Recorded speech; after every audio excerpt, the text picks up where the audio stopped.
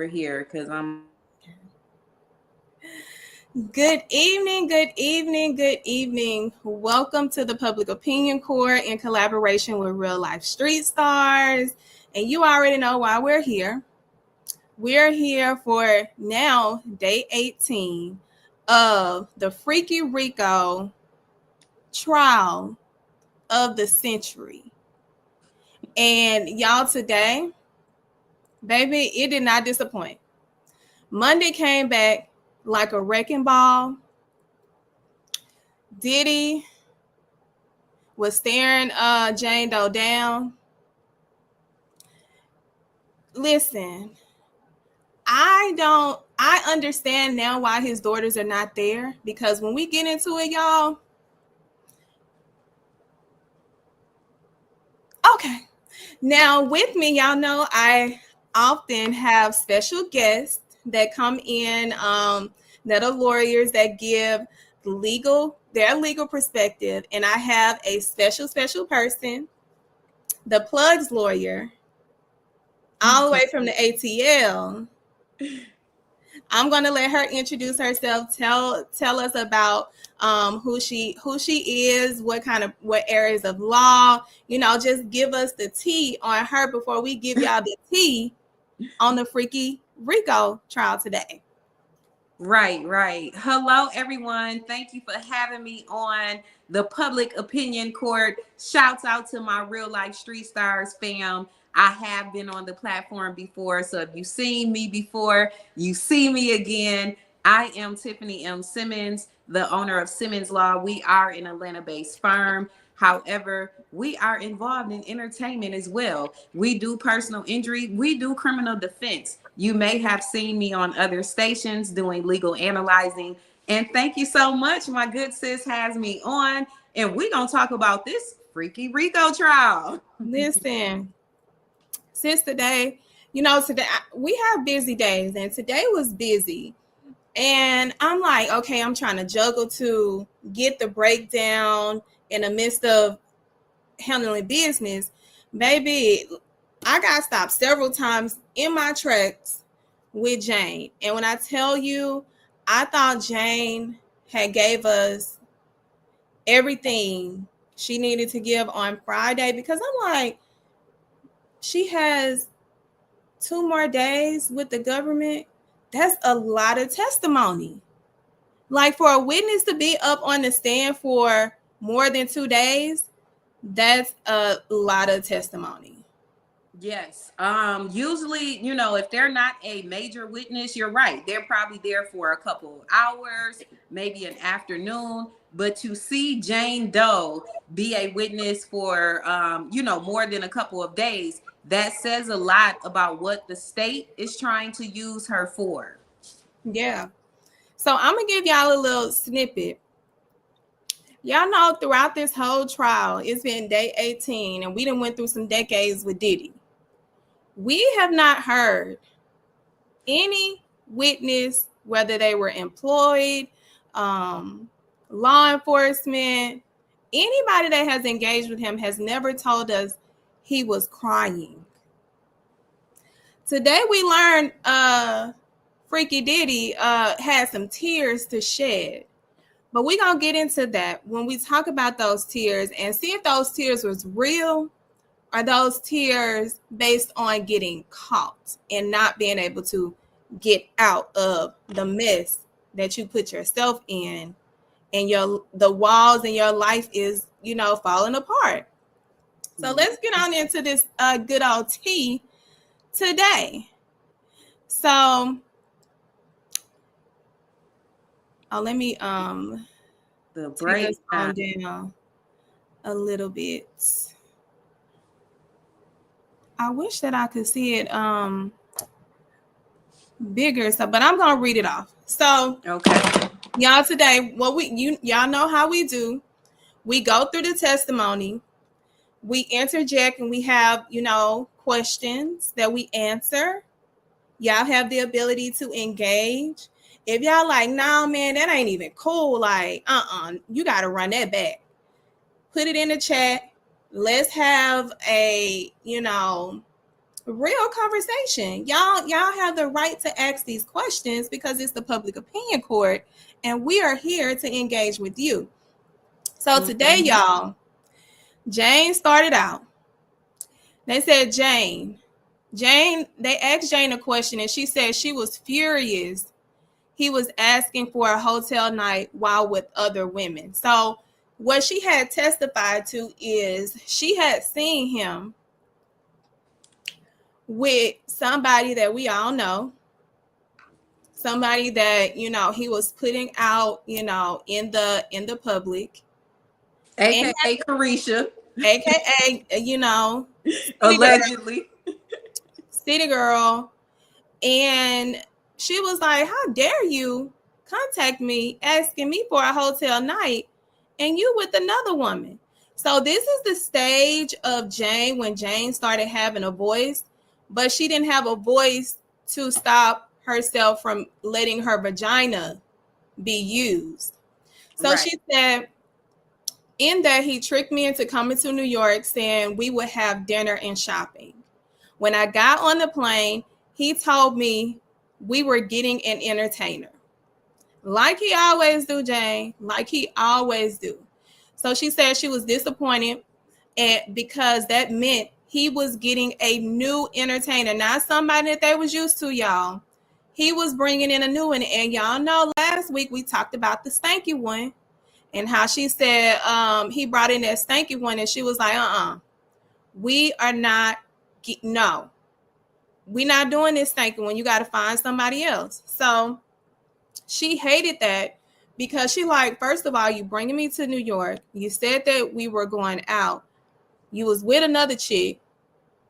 Now you want me to be your okay. So she said the night did not go as planned. Of course it didn't. So like the old times, because we talked about this, she felt like she was she had the obligation to make it up by calling one of their frequent entertainers. And one of the frequent entertainers was Paul.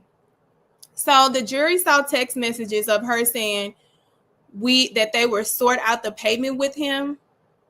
So she had to fly the entertainer in for the sex. He was coming to hand off dick. He wasn't coming off to hand off a dance and a rub-a-dub-dub. He was coming to hand off his pistol. She told him in the text message, and the reason why they were reading this text message is to add to the sex trafficking and the transportation.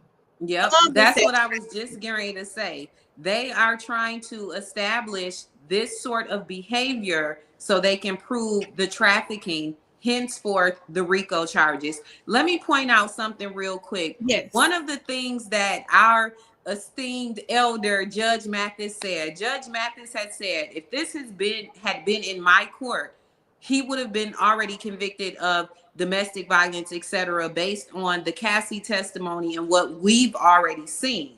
But the trafficking, it takes a little bit more to establish that. So I think, like we elaborated to earlier, having this particular witness on the stand for 2 to 3 days is because they're trying to use her testimony to establish this trafficking, henceforth the Rico charge. Okay, that is absolutely correct. And that's why some people feel like this is supposed to be going faster than it should. I'm like, y'all, if y'all have never tried a case, y'all don't understand how long cases can become and how exhausting and how much preparation you have to go into it and in your mind, in the midst of it, becomes numb. Like, and that's all your tunnel vision. That adrenaline, that court trial adrenaline is a different beast. Yes. Like, yes. And I know it you definitely attest to that. My last Rico trial that I had, that lasted about almost 3.5 weeks. So we're looking at this Diddy trial with 18 days. That's not far-fetched for a trial of this magnitude to last that long. So see what happens next. It's crazy. It's crazy. So with that, she continued to go. on. She said, I told Diddy to intro. Oh, after this, Diddy went on and he was, dealing with somebody she ain't like. Not necessarily she ain't like. She was more so upset to see him with more women. So she texted him. She was like, you need to introduce her to Paul. And he like, oh, introduce her to Paul. She said, yeah, I'm not a porn star. They need to experience this as well. So in a sense, she's like, you got all these bitches, but you making me go out here and get rubby dub stuck all in every which way. Make them do something. Put them to work. Why are you putting this off on me? Jane started saying, oh, I see what's going on. But hey, that was after too many penises. Now check this out. Of course, me, the criminal defense attorney, I'm going to chime in, as probably Brian Steele is going to do as well, in the sense of her being complicit in these, her wanting to do this as well. Just as it was alluded to that Cassie wanted to do these freak offs. With this particular witness, I have concerns just more that when we hear about her getting paid, or her rent of $10,000 a month being paid every month, and it's still getting paid now. So we can throw out, if we do the devil's advocate, that she knew what she was getting into. She was a part of this freak off fun, and now she's just upset because it's another woman's turn to ride the rodeo. And that's what some people are saying. I think it's there. I know it's a level between consent and when your consent levels off based off of an individual's actions. I think where her situation falls into the criminal nature is the fact that he knew what the hell he was doing. He knew exactly how he was setting up his operation in order to get her to do these things that were illegal. So it'll be different if, let's say, for example, the Tiny and T.I. Now, I don't know if there was any kind of payments or anything, but that's not my business. They have spoken about bringing women into the bedroom with them.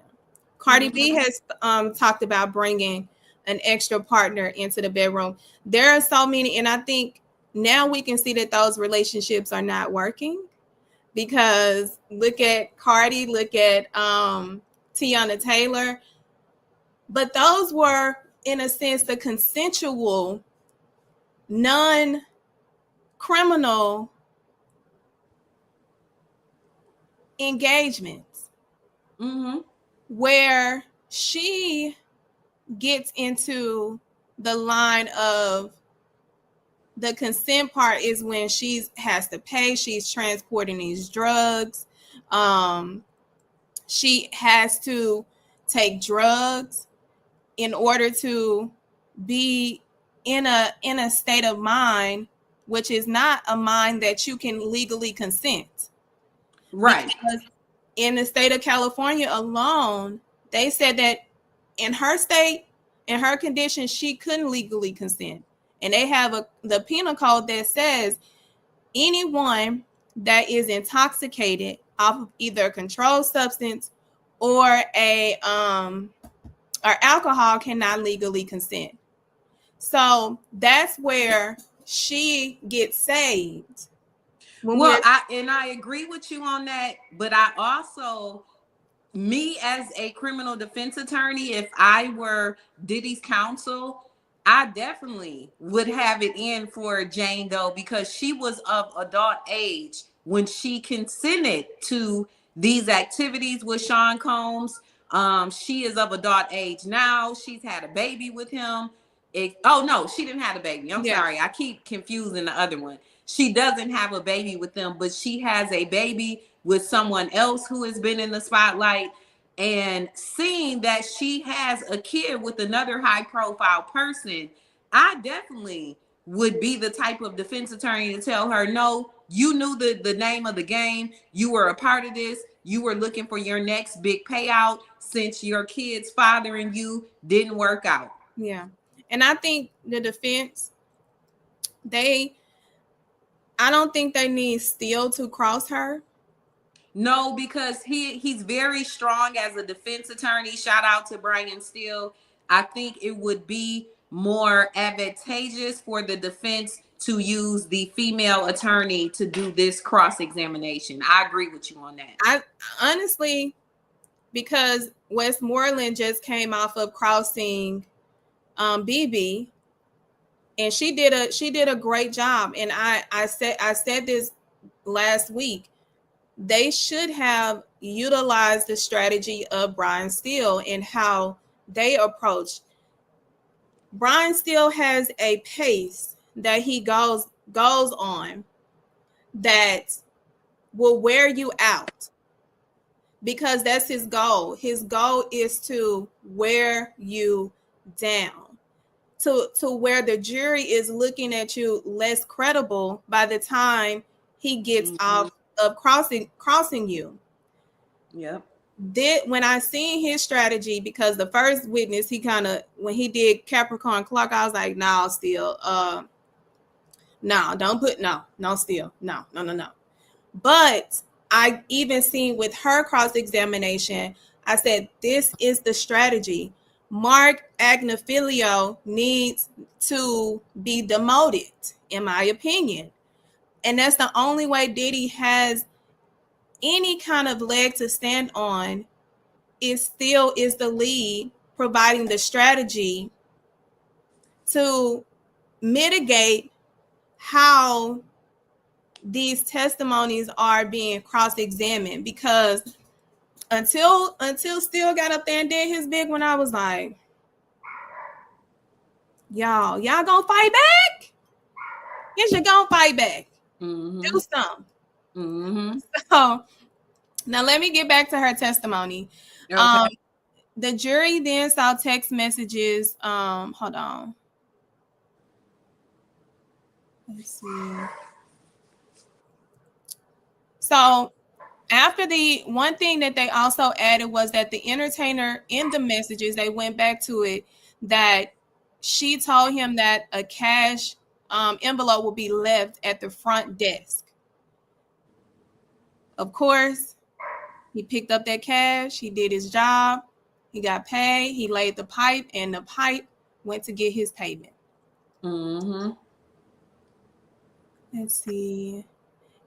In 2023, they had a Miami trip. She planned a party, a sex party, a freak off. Okay. Booked the escorts, and he became upset. She had to go to the store. The security had to take her to get the materials for the freak off. Okay. This Negro gonna text her the baby oil, the Astroglide, all of every freaky thing that they needed. Right. He texts her, bitch, what's taking you so long? Oh, hold on. Who you calling a bitch? Sir? He said, I'm horny. Sir, I don't care.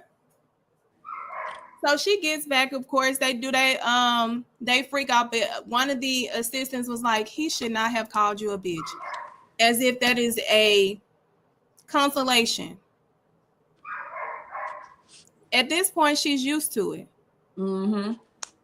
She's used to it, and she's become, like she said, she's become desensitized because of what she has had to become normal to she's had to normalize this. And I'm like, girl, like, and on that freak off, girl, she had to take 3, not 1, not 2, but 3.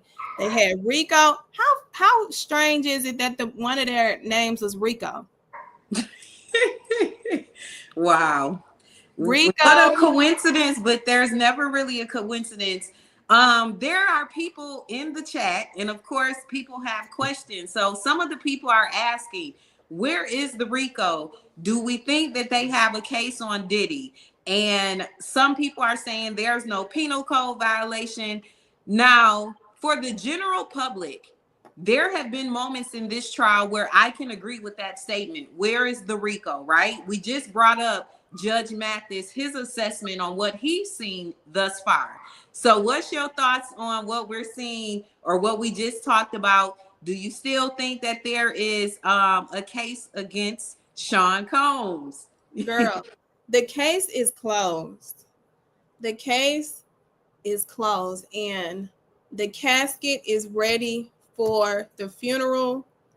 They are preparing to print the programs.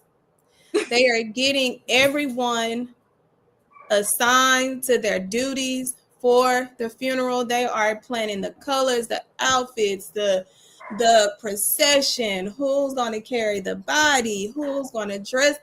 That is exactly what's going on, because the one thing that Diddy did extremely wrong, he did not prepare for the worst. And I don't think he's being honest with his attorneys. And in that early stage, he's trying to fix these things when instead of allowing his lawyers to create the plan. Therefore, you are giving your attorneys a greater responsibility to have to work backwards than work forward.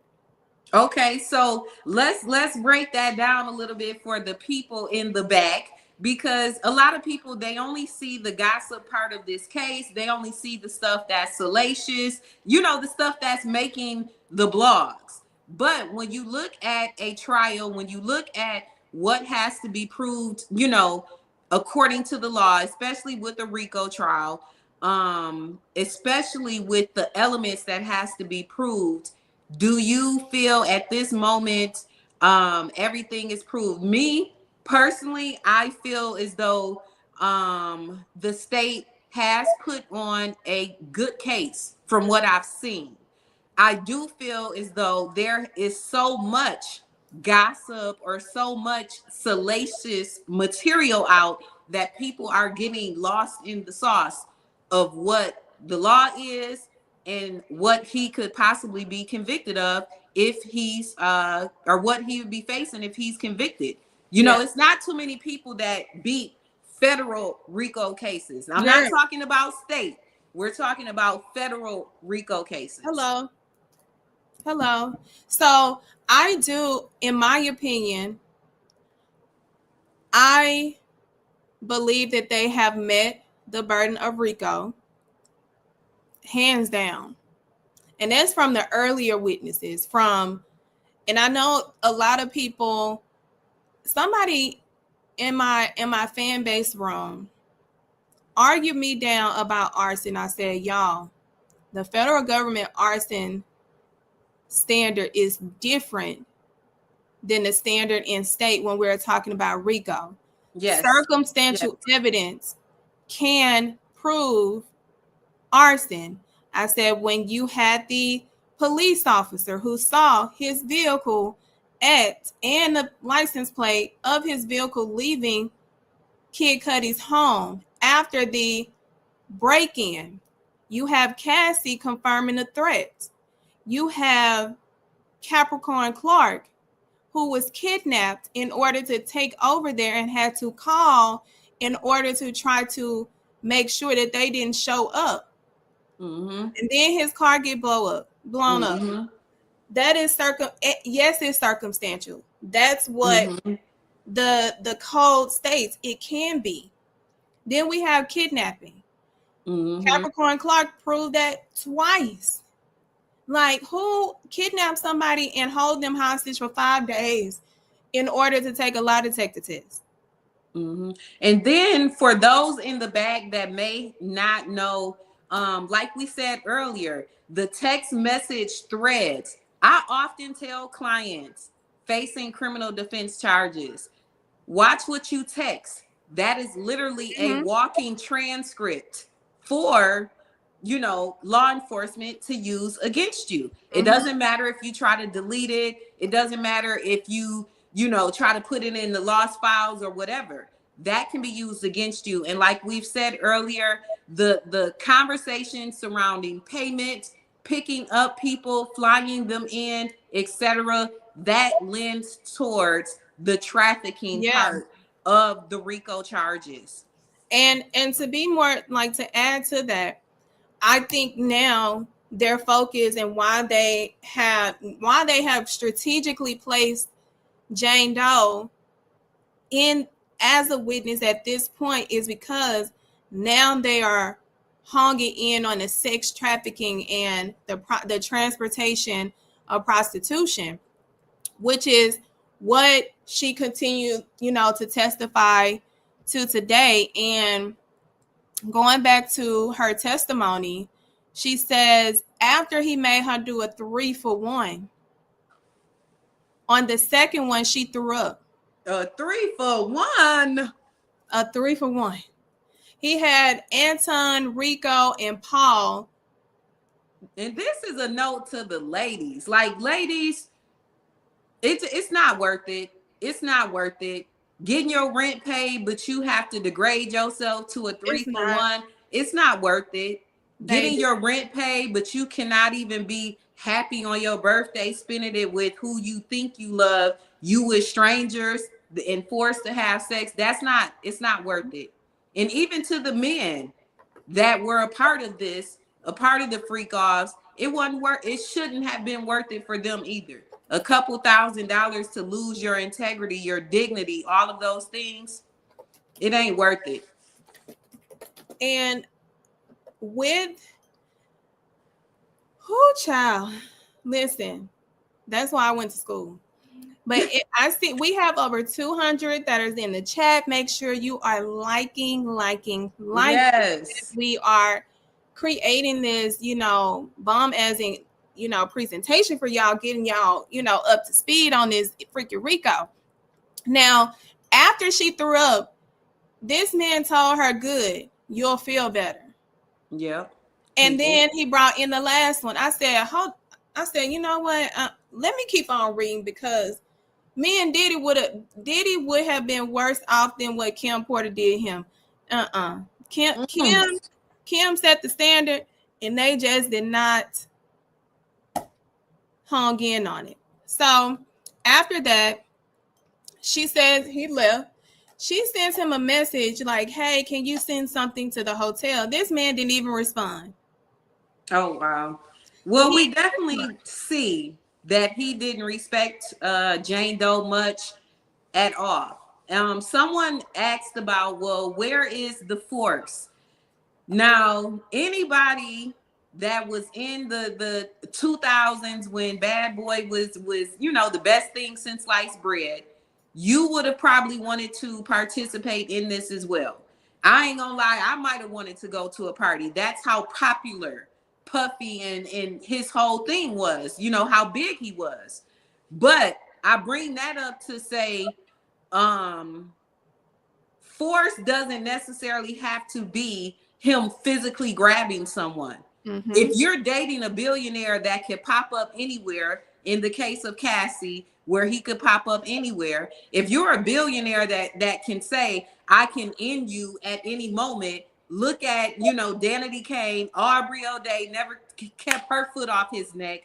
All of these examples of abuse of power, those who say the surface level thing of, oh, well, he didn't force them to. Come on now. Stop acting like it couldn't be you. You know what I'm saying? And then they go into the season of him asking her about recordings, because this is like right, after the tape. No, this is right before the tape. Not the tape, but the lawsuit. Because I believe Diddy started acting that way because he knew that lawsuit, that the man was out, that the man had been sent to his lawyers. He started having these aggressive moments in conversation with her to the point where she was like, nigga, who is you? Like, you not finna keep on disrespecting me. So let me go to that specifically. Okay. And are you referring to the messages where he starts to cry and all of the things? Oh no, that's later on. Okay. That's that was 2024. So here, what was I experiencing? Oh, so at this moment, she told him, like, she had saw him out with somebody named Chelsea in DC. At that moment, she tells him, like, I know you are, I know where the fuck Chelsea is. No, she said, she asked him about the lady named Chelsea. He said, I don't know who the fuck Chelsea is. I'm single. Leave me alone. That is during the time where I knew that he had got that information, knowing that there was a case, the man from Cassie coming on, because he had started having these sporadic, like, text messages. Mm-hmm. So he then asked her, like, are you recording me? She was like, absolutely not. Boom, Cassie lawsuits come out. Because this was close in time to his birthday too. Cassie lawsuit drops.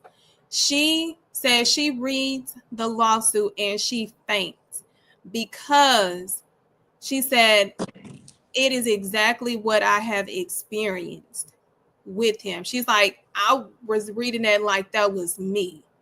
And she was like, at that moment, I finally woke up and realized this man has been extremely gaslighting me. And I'm thinking that he's only ever did this to me, and to know that he did that to that magnitude and then turned it to me, he actually amped it up with her. Yep. He amped it up with her. Let me say this. A predator or a person that is an abuser, whatever we want to call them, they will not stop until they're held accountable. So it's not only you. It wasn't he did you like this and then he grew a conscience and stopped. No, it will continue. So what she realized was that she wasn't as special as she thought. And I'm saying special loosely because we see he didn't treat her special at all. And it really got worse.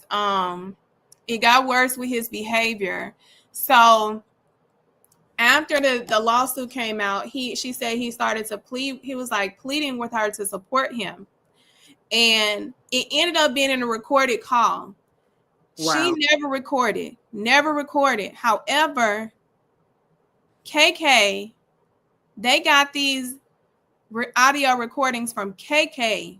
That's why I said KK trifling as has flipped on him, because what he did not realize is that this white woman is going carrying her way up out of this in order to get her deal. Now, preferably, she doesn't get off scot-free.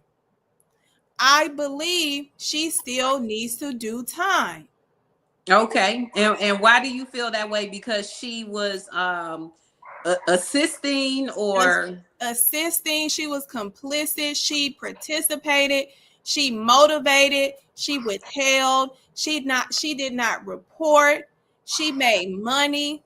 She had a benefit from the experience and pain of other people that was subjected to what he was doing. Yeah. She had the ability to not be involved. She chose to. So when she made that statement to Jane about transporting drugs, she's like, yeah, I do this all the time. Baby, you influenced her to commit a federal offense. A federal offense. So therefore, I feel like she should not get immunity. Now, should she get a deal on for a lesser? Absolutely, because that's what the federal government looks at. They want to see if you're going to make their job harder or easier so that they can give you points in order to have you come in on their side. Yeah. I I don't think definitely she feel did. like she should do some sort of time or get in trouble or, a deal, but not full immunity, Yeah, because people in these positions of power that abuse their power, they only are able to do this by the concerted effort of those around them. So if those around Diddy, Sean Combs, are not held liable just as he is, they may not learn their lesson and they may move on to the next billionaire and be complicit in illegal activity with that person. man. It gets even crazier, y'all. When I tell y'all the end is gonna blow y'all mind, it's like a movie that never ends with Diddy. So after that, when he's pleading for her support, and she finds out later on that KK was recording. He told me to call KK if I needed anything. When I talked about hotel nights, he cut me off. He was recording. She thought he was recording her, but it was really KK. So Jane said that Diddy was like, I need your friendship right now. You ain't got to worry about anything else. Of course. All of a sudden now you want to talk about not being financially supportive. Okay, cool. And she said, I knew that meant rent payments. I didn't see him. So after December, when they got into it, like, she really told him off. She was like, I am not your whore. I am not your prostitute. You are not going to continue to make my life a living hell and make it dark for me. And you don't even do the bare minimum. She was like, I have to work so hard in order to get an ounce of you when you're giving so freely to other women. So Mm-hmm. they had this whole back and forth. She Mm-hmm. didn't talk to him to it again until February. And in this break, y'all, she made a clean break. She made a clean break. While she was making a clean break, he was still trying to come and ask her personal questions. So before we get to February, he contacts her and asks her if she was dating. And she mentions to him, I became your side chick and a sex worker in my own relationship. So basically, why are you worried about what I'm doing? I'm single. Mm-hmm. So he asked her about Christmas. She told him she had an unproductive few years with him and would only provide for her child, like time and Christmas and those holidays for her child. Like, she was like, really like,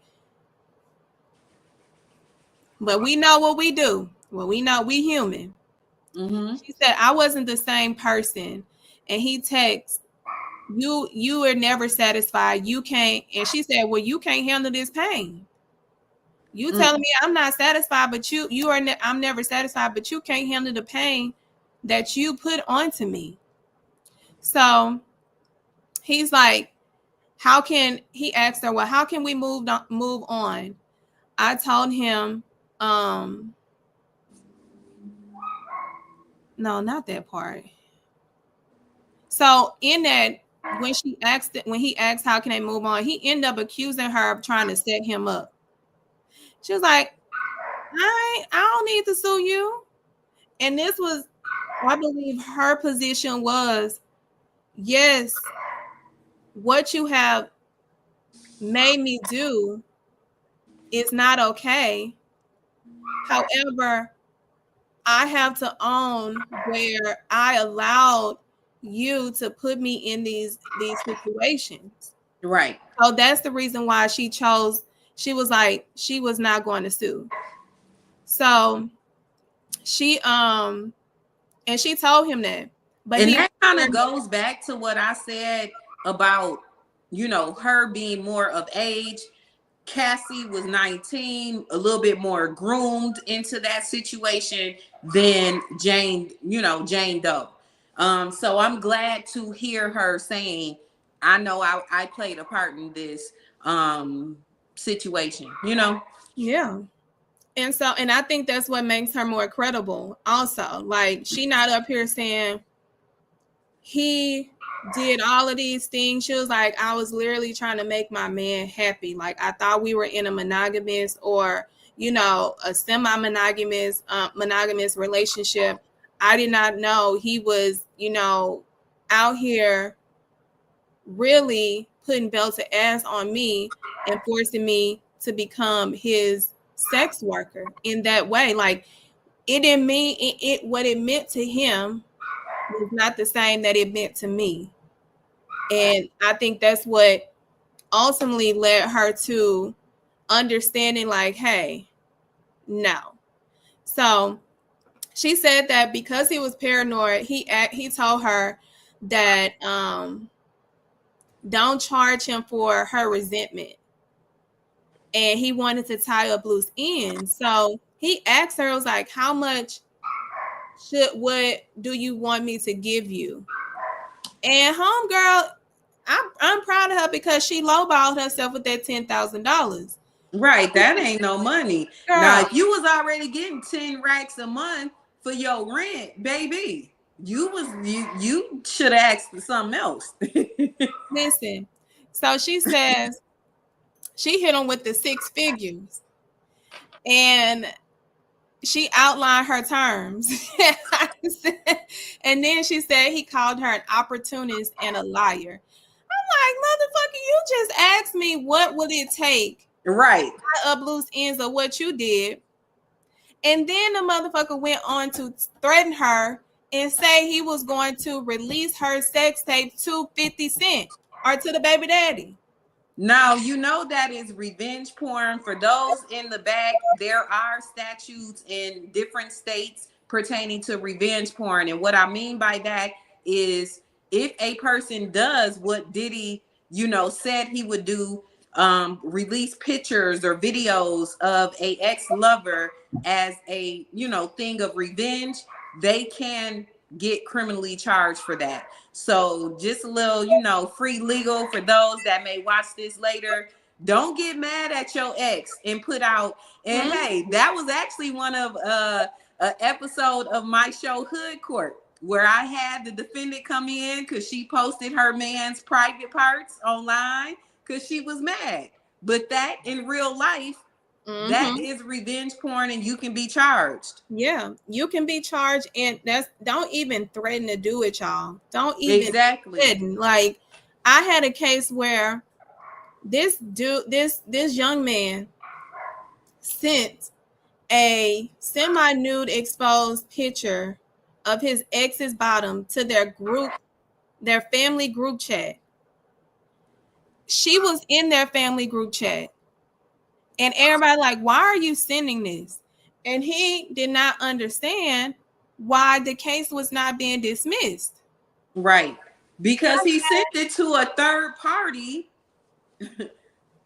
as revenge. So when he did that, I was like, sir, I don't think you want to do that.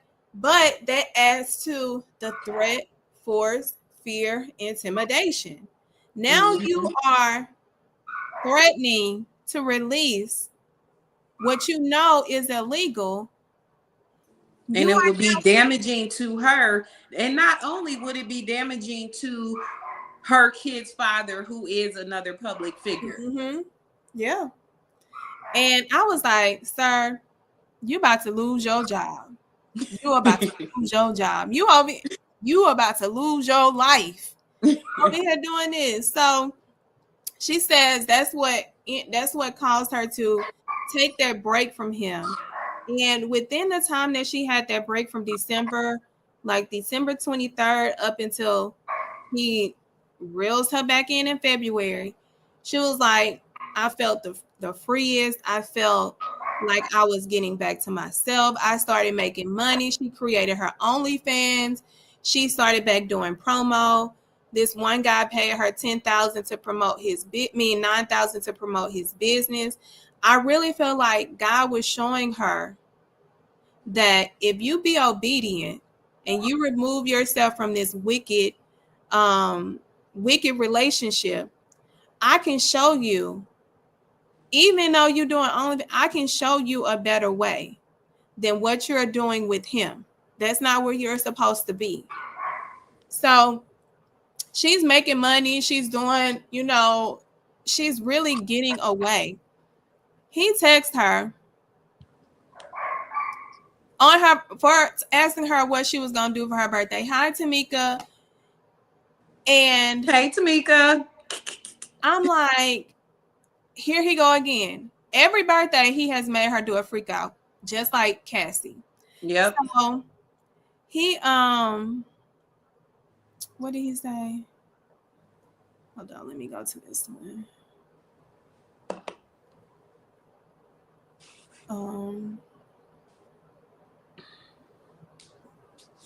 Now, you guys, it's a lot to break down. That's why my sis has these diagrams and pictures. Y'all, make sure you subscribe. Make sure you like.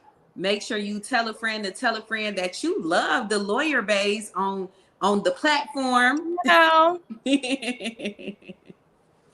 I'm trying to make sure that I'm going to the right one. Okay. Yes. Tell a friend. Tell a friend. So you did what? Oh, I'm just gonna go off of my my notepad. So okay. Because it's up there. I'm just like so Diddy texts her in February, and he asked her, he was like, are you moving on? I had a dream about you and I miss you and wanted to know what you wanted to do for your birthday. Nigga. Now I'm smiling because, ladies, you know we all got them kind of texts from an ex that says, I dreamed about you, or my mama asked about you the other day. And what did she say? So she's still trying to stand on business. Okay. She said, I told him I was still traumatized from my last birthdays with him. He said, well, if you change your mind, I miss you. Stay happy. Love. That was the reeling back in. He said, she said, I told him I was being mature. I'm not ready to see him, but I saw him for my birthday anyway. Oh, wow. She just couldn't leave him alone. And I'm like, girl, sis, no. So she like, I saw him for my birthday and they went to Miami. I was nervous. He had the candles lit. He had the 5-course dinner. And had them folks ready for that freak off too. Because he gives me an ecstasy pill. And guess who comes over? Anton. Anton comes over, gives her the pistol. They was like, how you let this slip back? She was like, I was high. And then she said, I stayed for a couple of days. Then I flew back to LA and we were back together. I'm like, damn, sis. Damn. So we have somebody that have a question that says, why did he not contact the Secretary of State to demand to handle the entire matter out of court? How? I saw that. Yeah, the Secretary of State doesn't have power in this situation. What's your name? QQCJE? Yes, baby. The Secretary of State can't help Diddy in this. Can't do nothing. You mean the Department of Justice? Can't do a thing. Right. The Secretary of State is for business entities. That has nothing to do with the criminal justice process. And it definitely doesn't have anything to do with the defendant that is defending himself. But I'm glad you put that up there, because there are a lot of layers to the justice system, aka the justice business, that people just don't know. They're not aware. Just like as we saw in, the YSL case. So many people didn't know that that was a state Rico case and not a federal case. So I'm glad that we even answered that question for the people out there. Yeah. Let me tell y'all, y'all ready for it to turn up, because it's about to turn all the way up. Like, just when I thought it was done, y'all, just when I thought, we was just gonna get in with and just, smooth on into him getting, rated. No. So after that, they asked her how many more times did they see each other and have, these freak offs. She said they went to Miami in May, July, and August. This is even after the raid. And they did it at her home in LA a couple times. She said, we did not go out due to everything that was going on and everything that was going wrong in his life. She said she felt at peace when she didn't talk to him. That's what she said. She was like, I felt at peace when I didn't talk to him. And to take it back, because they took it back, and it was like during her time when she wasn't with him, she said she ended up flying to Vegas in January with one of her friends who was hanging out with a rapper. They partying in Vegas, get back to the hotel room. Why is Anton in there dicking down somebody's wife? Oh, wow. Anton get around. Anton gets around. I was like, this is some wild shit, but Hollywood is wild as fuck. LA, I would not live in LA. And I understand now why Khloe Kardashian do not go out. Now, mind you, she done had her time out in the streets. That girl would stay in her house. I get it. I get it now. LA is a wicked, wicked place. Yeah, definitely wild, considering, a couple of the witnesses have openly discussed that they have caught STIs, they have been sick, they have been, had to seek medical attention behind these freak offs that were supposed to be based in fun. I don't want to have fun where I gotta seek medical attention after every time. Something I want to have fun with a dry cat. No, not that kind of fun. I'm good. So, listen, y'all. Diddy life is fucked up. So, he tried to comfort her. Was like, he ended up getting her phone on one occasion, and of course, Bear, who sent the 9,000 for the marketing, for the promo. He like, well, who is that? Nigga, somebody that sent a bag that you ain't sending for legitimate work and not the work of my So he want to try to make a hoo-ha and a issue out of that. And I'm just like, what? I think during those texts, Diddy may have realized that he has lost, his control or power over her at that moment. A lot of what I saw as well in those messages definitely. What's going on? Am I back? Yeah. Sorry. Definitely was a lot of textbook, cheater. Textbook, no good man. Seriously, from the gaslighting her to the check-ins, around her birthday, he knew how much he could go with her. He knew how far he can go, I would say. So Diddy ended up asking her to sign. He wanted her to sign something for him for closure.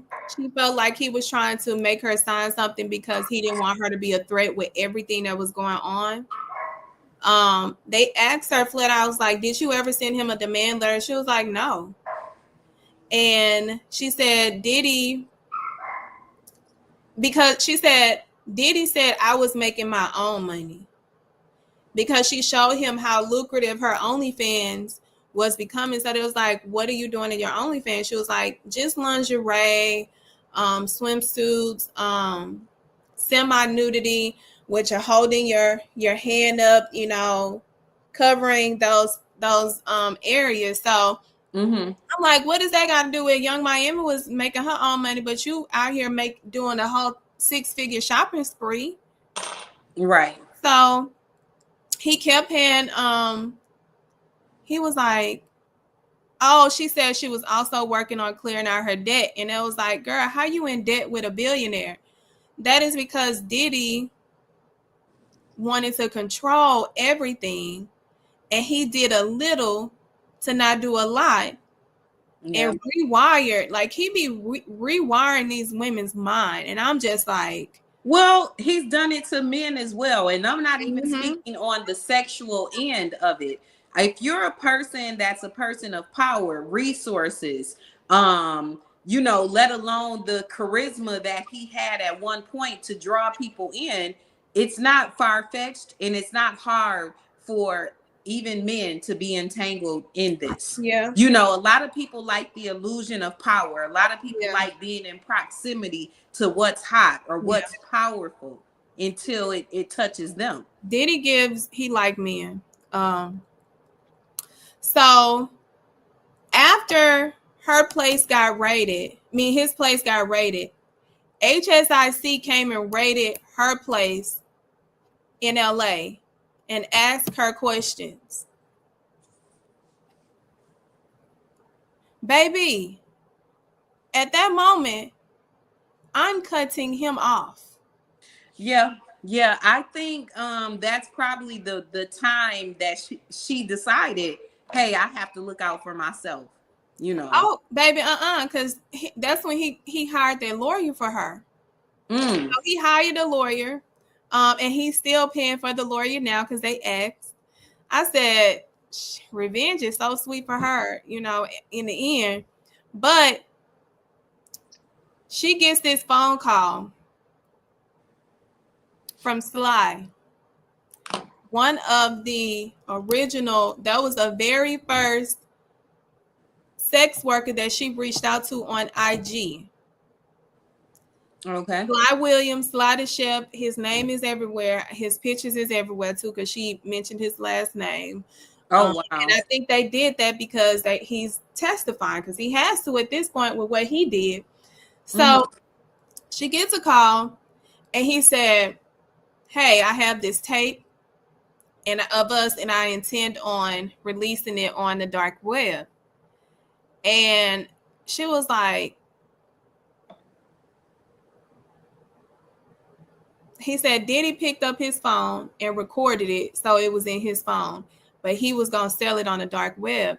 And she was like, well, how much you want for it? This is at the peak of everything falling apart. And he says 10K. She calls Diddy and says, Diddy, Sly is trying to extort me. She said Diddy started crying. Diddy started crying. Diddy, what you crying about now? What you crying for now? Make sure you all are liking, subscribing, subscribe, share, engagement up, baby, because we've given y'all the teeth, the breakdown, and we about to break down the legal significance soon as we get rid of this tea.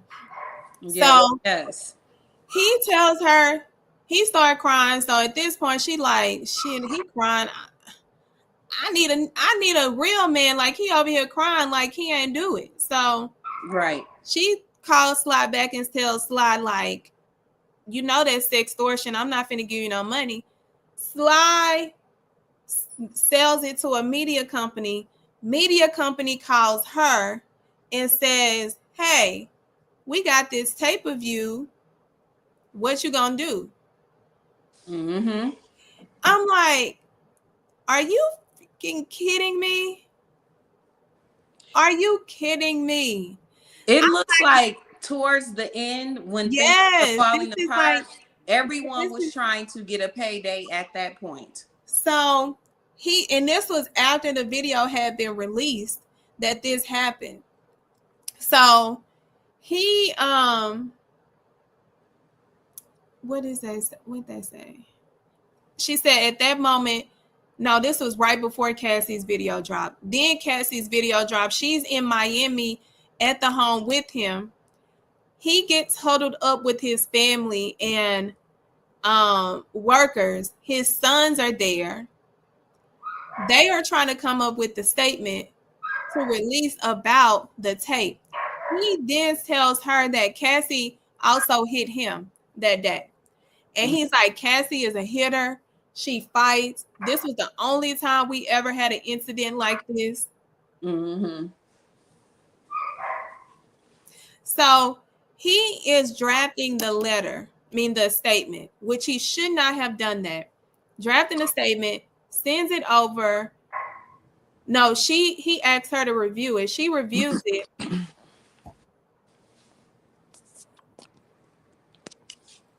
She said he released a statement and she ain't even she said that statement was not what they talked about. Mm-hmm. Was not what they talked about. She said she was so disappointed because it was not genuine, it was not authentic, and it lacked compassion. I said, it can't get no worse. Somebody said, I imagine, I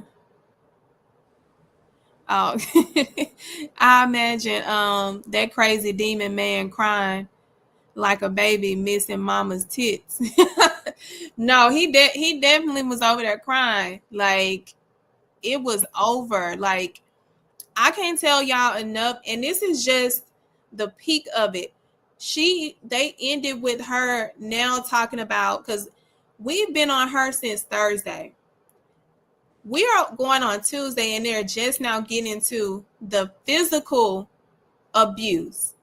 Mm-hmm. The physical. I didn't even think there was any physical. Baby, So it is going to be physical abuse that is brought up that Sean Combs allegedly did to the Jane Doe. Yes. Yes. And that's going to be tomorrow.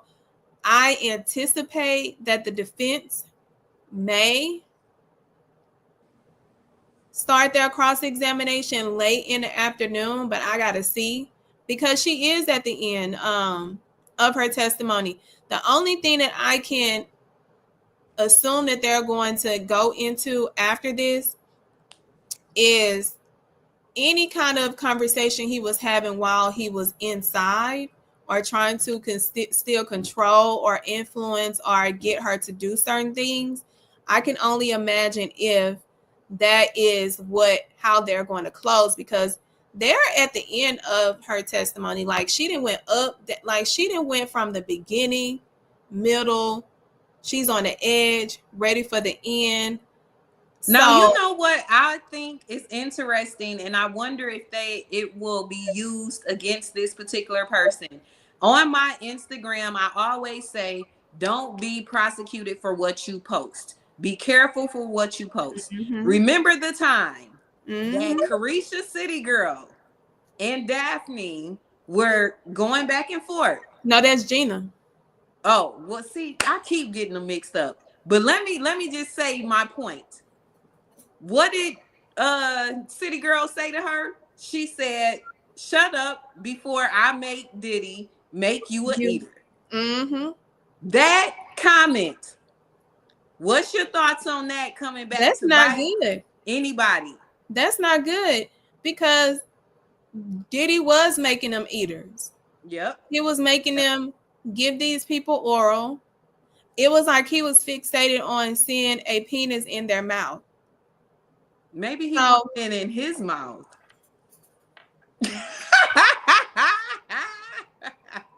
I think Diddy, I feel like Diddy has some male interactions.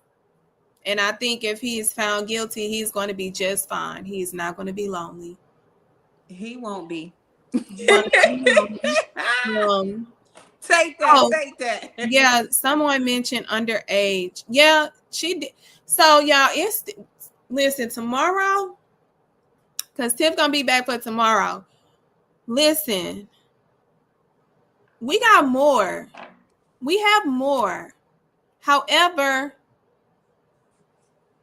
we got to save it for tomorrow. Because we want to try to come back because yes. Tell them come back tomorrow. Yes. We got a lot more to talk about and to share and to break down. And then until tomorrow, tell them to watch Street Legal South episode 6. So listen, y'all. Tiffany, hold on, let me remove this. Because, baby, our character has done a whole lot. And our character was probably a little bit worse than Diddy. But if you check out episode 6 of Street Legal South, the latest drama that is better than Law and Order, and I am one of the main cast members, shout out to Street Legal South, y'all. Check it out on Vimeo as well as Tubi. We are #1 most popular on Tubi, so I would appreciate everyone checking the show out. If you look at episode 6, it actually is similar to what we're seeing lay out with the Diddy case. So check it out and let us know how you feel about the entertainment that sometimes reflects life. And listen, let me add a little clip. We all know it. So what? You're not getting as many cases as the rest of us.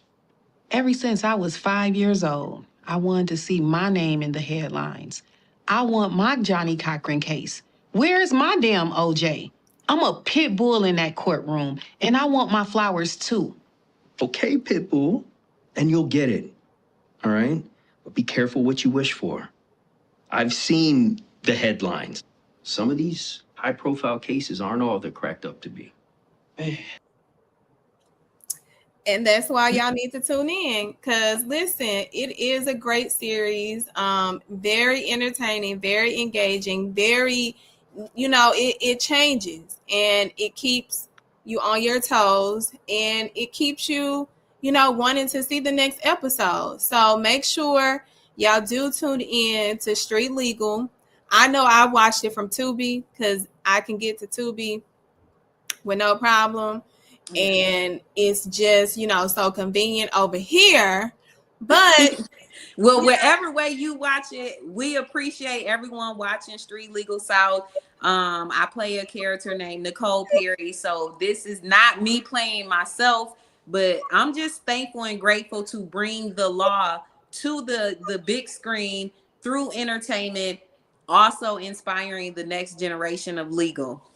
Absolutely. And listen, y'all, you already know where you can follow me on my personal Instagram at Lawyer Bay ESQ, my podcast, YouTube channel, The Public Opinion Court, or TikTok, The Public Opinion Court as well. You also know that I have written a book, Shut Up and Prosecute. So if you're new here, make sure you go and grab a copy of Shut Up and Prosecute because listen, we are very passionate about criminal justice reform. We are very passionate about calling out the bad actors and putting names to faces who are out here playing in these justice streets. So you can get a copy on Amazon as well. And you might as well do a 2-for-1. Get my girl's book, Shut Up and Prosecute, and then you can grab my fiction book, The Plug's Lawyer, or you can grab my poetry book. So you might as well support us beautiful law bays. Get a 2-for-1, get your education, and get some entertainment through some books. Absolutely. Now listen, y'all, she's going to be back tomorrow. But until then, make sure before you leave, get ready for tomorrow, 7 o'clock Central Standard Time, as we break down the final day of direct testimony. And we're going to see what kind of sharks they're going to bring for cross-examination and get y'all, active for what to expect and how to break down the cross-examinations. The defense's approach on her tomorrow. So until then, Tiffany, thank you for joining me. And Thank you for having me. absolutely Virgo gang strong. Virgo, Black Girl Magic. Yes, all And of the things. Lawyer base. Thank you, everybody. I'll see y'all next time. yes, y'all have a good evening. And remember, at the Public Opinion Court, the truth is not the reality, but y'all know y'all opinions try to be. Y'all have a good night.